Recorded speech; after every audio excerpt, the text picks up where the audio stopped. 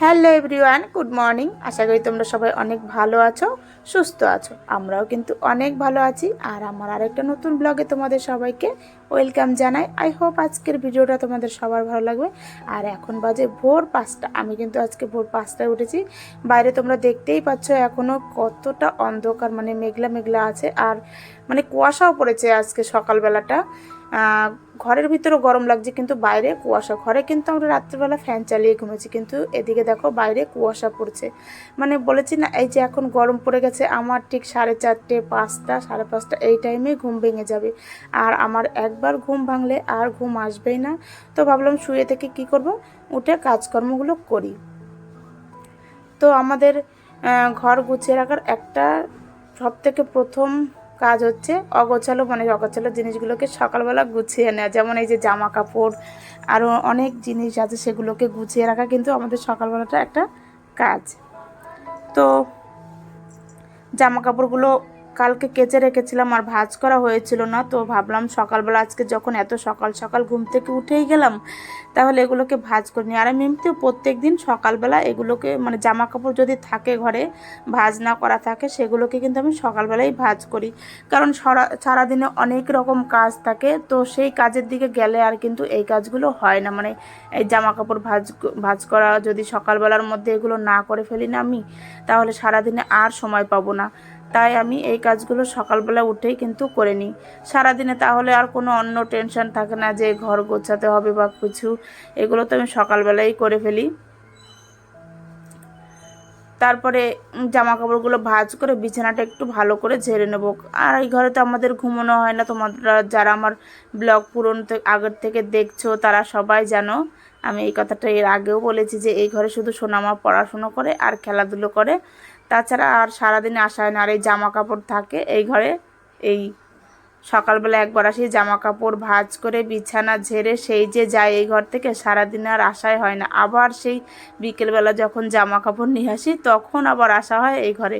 তাছাড়া সারাদিন এই ঘরে আমার আর ঢোকাই হয় না।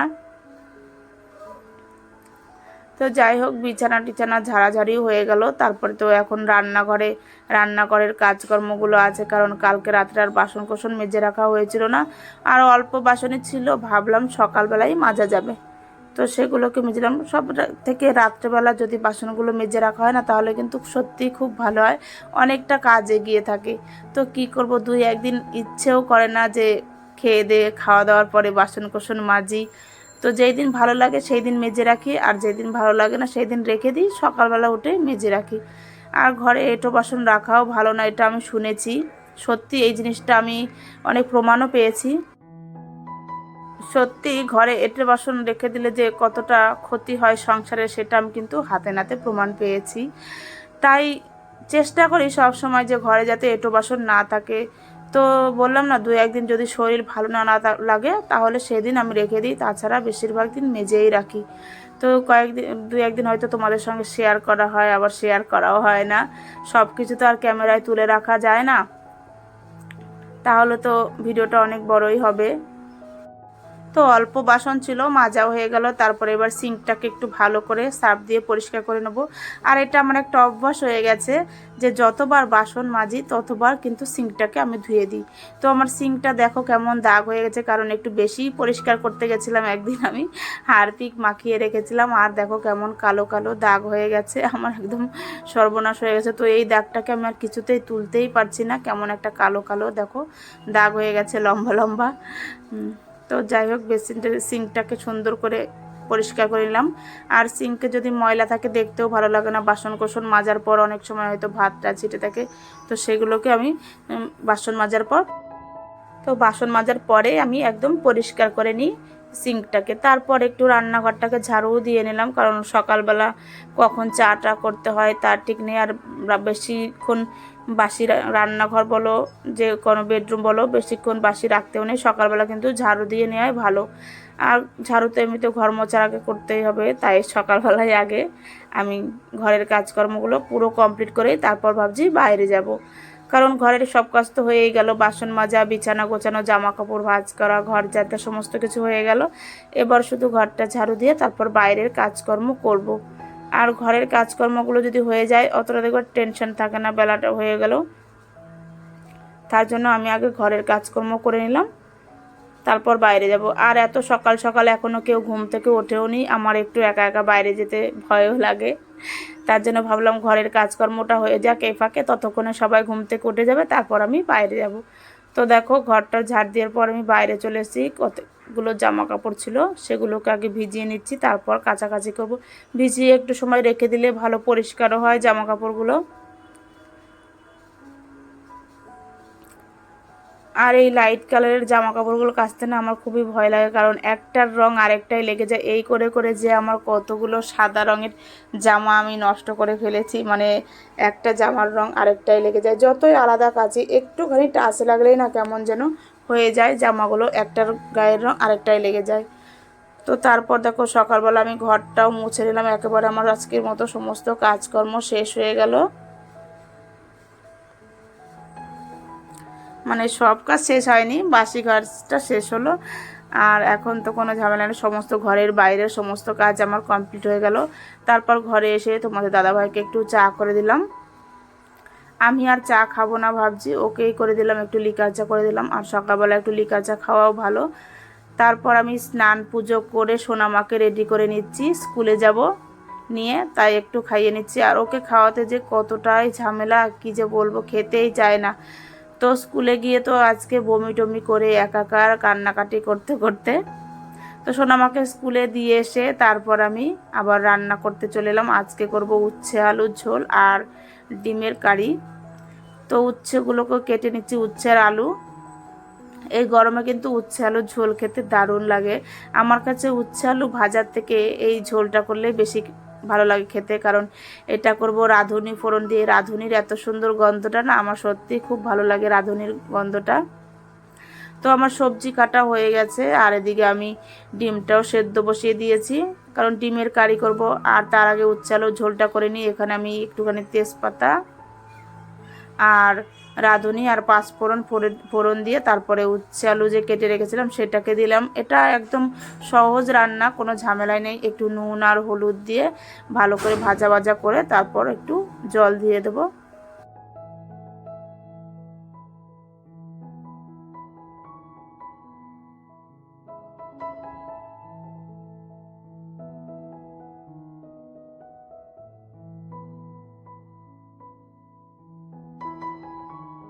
আর এদিকে আমার উচ্ছে আলুর ঝোলটা দেখো কমপ্লিট হয়ে গেল। একটু হালকা মাখা মাখা থাকবে, এইভাবে করে খেয়ে দেখবে কত ভালো লাগে উচ্ছে আলুর ঝোলটা। আর এই গরমে কিন্তু এসব খাওয়া সত্যিই খুবই ভালো। আর এদিকে আমার ডিমটাও সেদ্ধ হয়ে গেছে, তাই ডিমটা এখন ভালো করে ছুলে নেব। তাড়াতাড়ি করছি একটু, কারণ আবার সোনামাকে স্কুল থেকে আনতে যেতে হবে, তাই একটু তাড়াহুড়ো করে রান্না করছি। মানে স্কুলে দিয়ে আসলাম ওকে ধরো 11টার দিকে, এসে এইটুক সময়ের মধ্যে আমাকে রান্না বান্না সমস্ত সেরে তারপর আবার সোনামাকে আনতে যেতে হবে। কারণ ওর বাবাও গেলেও আনতে যেতে পারে, কিন্তু আমি না গেলে একটু কান্নাকাটি করে, তাই একটু নিজের কষ্ট হয়, তবু কী করব, গিয়ে আনতে হয়, নাহলে তো স্কুলেই যেতে চাইবে না, এমনিতেই ক্লাসে বসতে চায় না, কান্নাকাটি করে বমি টমি করে আজকে খুব জ্বালিয়েছে স্কুলে গিয়ে। তবু বুঝিয়ে সুজিয়ে রেখে এসেছি, না হলে তো স্কুলে যাওয়ার অভ্যাসটা হবেই না ওর। তাই ওকে রেখে আমি আবার বাড়ি এসে রান্না বান্না কমপ্লিট করে আবার সোনামাকে আনতে যাব। আর এদিকে আমি ডিমটা ভাজা করে তারপরে ডিমের ঝোলটাও বসিয়ে দিলাম। দেখো আলুটা সেদ্ধ করে নিয়েছিলাম। তো পেঁয়াজ রসুন আদা তোমরা তো জানোই কীভাবে ডিমের ঝোল রান্না করতে হয়, তো সেইভাবে আমি ডিমের কারিটাও করে নিলাম।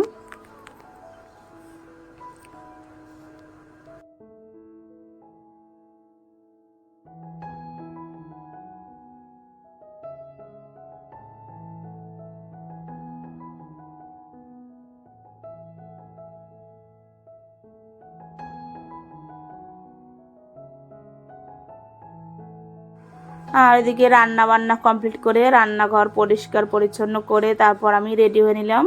এখন যাব আবার সোনামাকে আনতে। তো এখন প্রায় বাজে 1:30টার মতো। তো আমার সমস্ত কাজকর্ম কমপ্লিট হয়ে গেছে। আর এই যে চলে এসেছি সোনামাকে স্কুল থেকে নিতে। আর ওরা মনে হয় ছুটি হওয়ার পর মনে হয় জেলখানা থেকে ছাড়া পেলো, এমন অবস্থা এক একজনের। মানে স্কুলে আসতে যে কতটাই কষ্ট সব বাচ্চাদের, সেটাই আমি দেখি। আর এদিকে দেখো আমরা দুপুরবেলা আবার খেতেও বসে গেলাম বাড়ি এসে। তো যেটা বলছিলাম যে আগেকার দিনের আমাদের সময় আমাদের কিন্তু মা বাবা কেউ স্কুলে দিয়ে আসতো না, আমরা কিন্তু নিজেরাই একাই চলে যেতাম। তখন কোনো কান্নাকাটিও ছিল না, কোনো কিছুই ছিল না। আর এখনকার বাচ্চাদের দিয়ে আসো, গিয়ে বসে থাকো, মানে এত কিছু করার পরেও তাদের কান্নাকাটি শেষ হয় না। প্রত্যেক দিন মানে এখনও কান্নাকাটি চলছে, প্রায় 2-3 মাস হলো স্কুলে ভর্তি হয়েছে, এখনও কান্নাকাটি চলছেই। তো এদিকে দেখো আমি খাওয়া দাওয়ার পরে তারপর ছাদে চলে এলাম জামা কাপড়গুলো নিয়ে যেতে।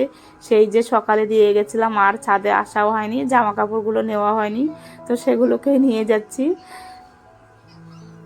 এখন প্রায় বাজে 3টের মতো। খাওয়া দাওয়া শেষে তারপর ছাদে চলে এলাম, আর তারপর দেখো সন্ধে দিয়ে নিলাম। তো আজকের মতো ভিডিওটা আমি এখানেই শেষ করছি, আর বেশি বড় করলাম না। তোমরা সবাই ভালো থেকো, সুস্থ থেকো, আবার দেখা হবে নতুন কোনো ভিডিও নিয়ে। আর নতুন বন্ধুরা তোমরা আমার চ্যানেলটি সাবস্ক্রাইব করে দিয়ে আমার পাশে থেকো, আর পুরনো বন্ধুদের অনেক অনেক ধন্যবাদ।